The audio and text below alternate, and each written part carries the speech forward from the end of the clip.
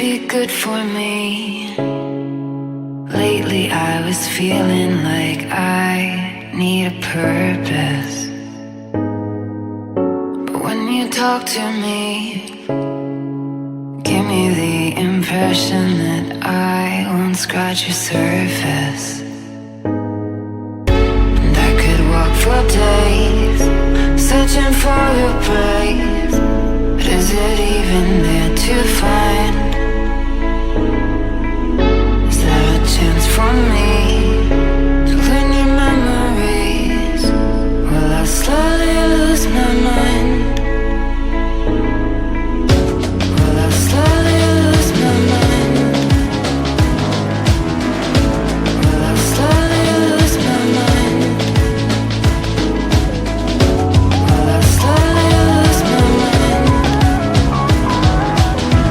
Will I slowly lose my mind?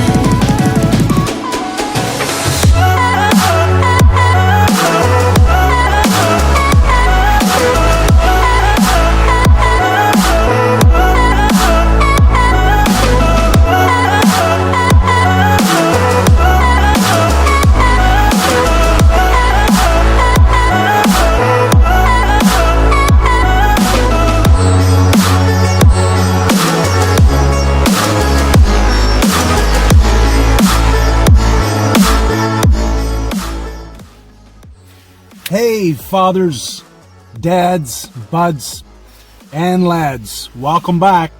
I'm Trent, and this is FHC, helping dads navigate parenting through honest conversation.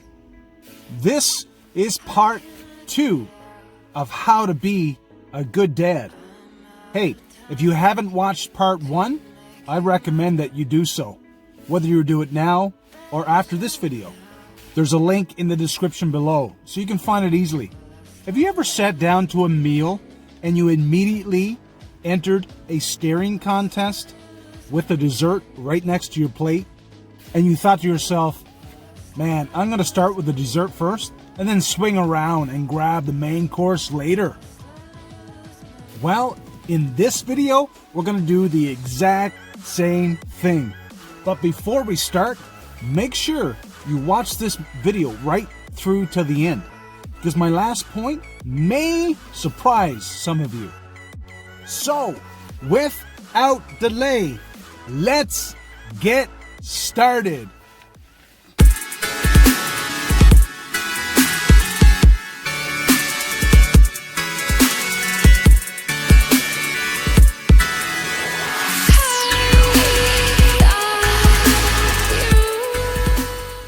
Okay, so today we're going to start with the creme de la creme, the cream of the crop, the cherry on top. But before we start, I'm sorry. This is an infomercial for the love of baseball. Check out the baseball field back there. Isn't that gorgeous? Okay, so number 1.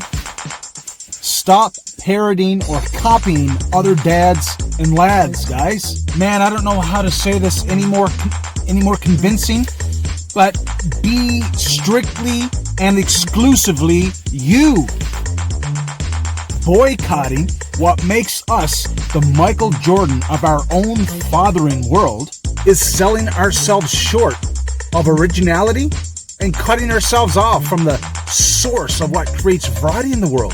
And that's you, that's me. So come on, guys, let's chuck the I want to be like mentality into yesterday's trash. I should probably go pick it up. That's littering, right? We've all heard the quote, variety is the spice of life. This is so true as it relates to us as parents, to our pliable and impressionable kids.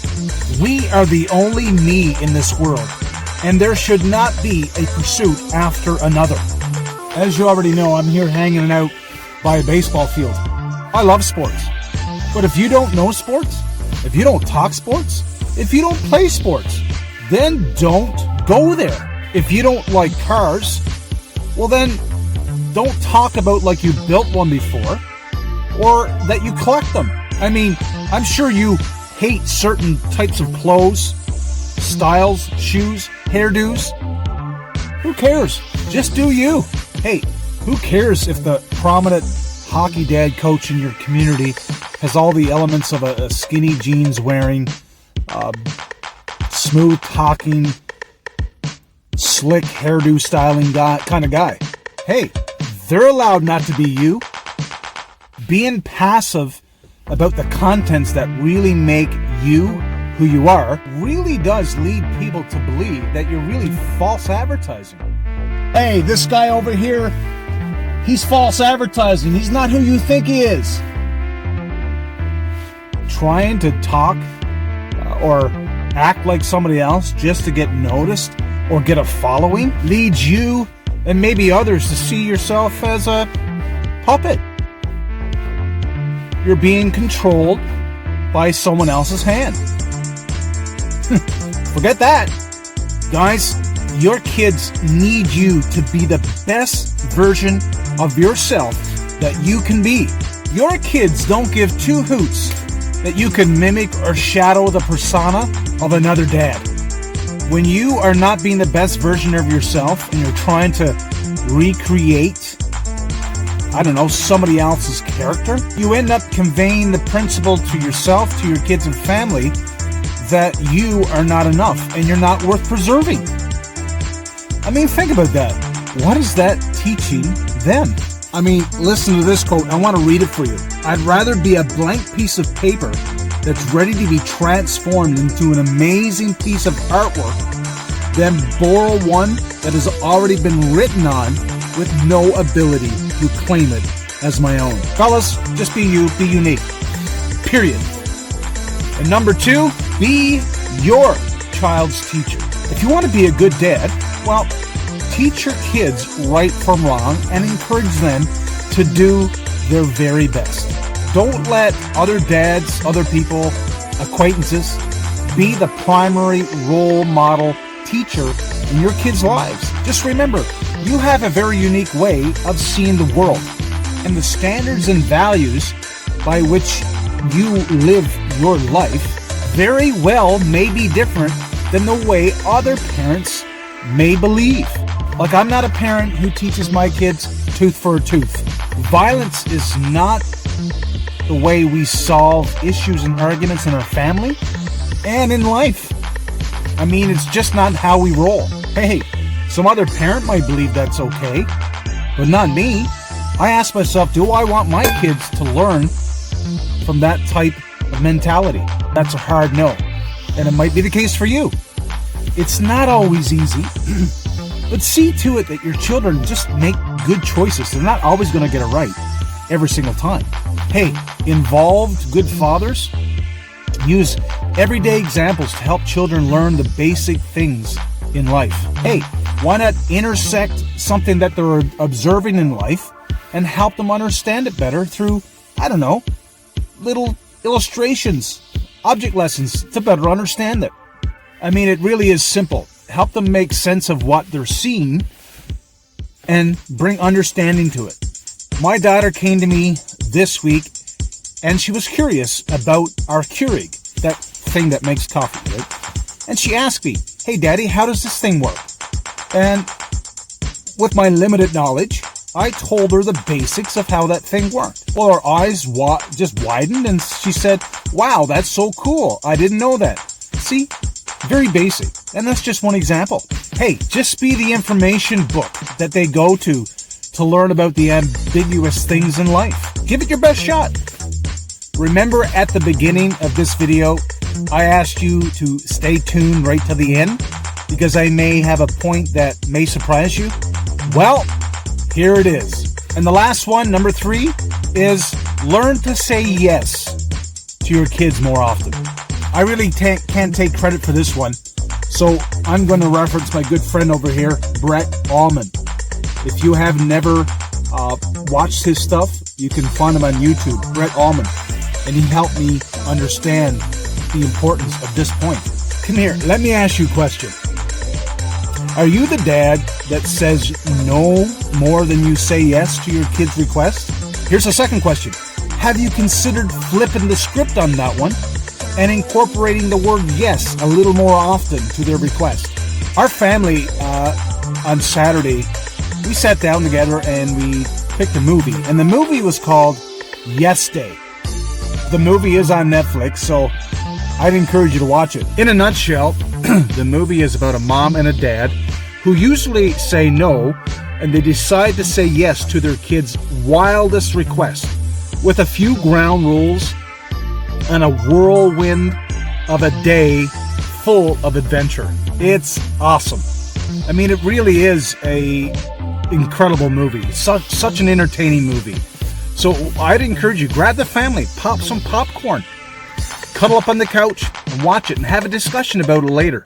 Anyways, I must confess, I used to be an 80% no dad and about 20% yes. Yeah, that pretty much sums it up. My kids would ask questions like, "Hey Dad, let's go bowling." And I would say things like, "No, not tonight, it's raining out." And I was, wow, that's really bad. That is a ridiculous excuse. Did I actually say that? It makes no sense. I've said this one before. "Hey Dad, can we go biking?" "No, not right now. It's another hour and we'll be out of sunlight." I mean, do you really need an hour of biking to make it meaningful? This one was somewhat of a challenging one, and this happened recently. My daughter asked me, "Dad, can we have ice cream for dinner?" And I was like, "No, that's unhealthy, right? You don't eat dessert first. I mean, think about it. Like we haven't eaten snacks before dinner before, which probably ruined our appetite. I mean, once in a while is okay, right? I mean, you gotta live a little. We're not talking about every day. We're talking about once in a while. Psst, just to let you in a little secret. Giving them ice cream means you don't have to cook. You're welcome. Or you probably thought about that already. Okay. And right about now, I know what you're thinking. Those objections actually make sense. And I would have to agree with you. They do make sense. But not all the time. Nah, not all the time. There are times when bowling is far better than grabbing some snacks, sitting on the couch at home and watching a movie. Now, don't get me wrong. I mean, a movie and snackies? Oh, I'm down with that. But when the request or idea comes from the kids, hey, just learn to run with it. Back on the ice cream thing.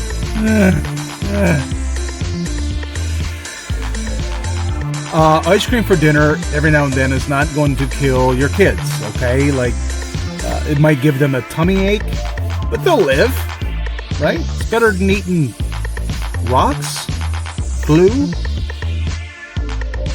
grass. All I'm saying is this. How about saying yes more often to their request? That's it. And here's why. They'll feel included, and they get a sense that they are that they're heard, and contributing to what the whole family values are about. And that's about being together, making memories that will never be replaced by the newest and state-of-the-art gimmick device or video game system. Hey, let me know if you decide to watch the movie Yes Day, and give me your thoughts on it. I would love to hear from you. Hey, if this is your very first time here on the channel, go ahead. Click the like button, subscribe, and ring the bell so you don't miss any FC content. Also, go ahead, check out more of my content by clicking one of these videos right here at the end of the episode. Thank you so much for watching. Again, I'm Trent, and this is Fatherhood Confessions. And I'll catch you on the flippity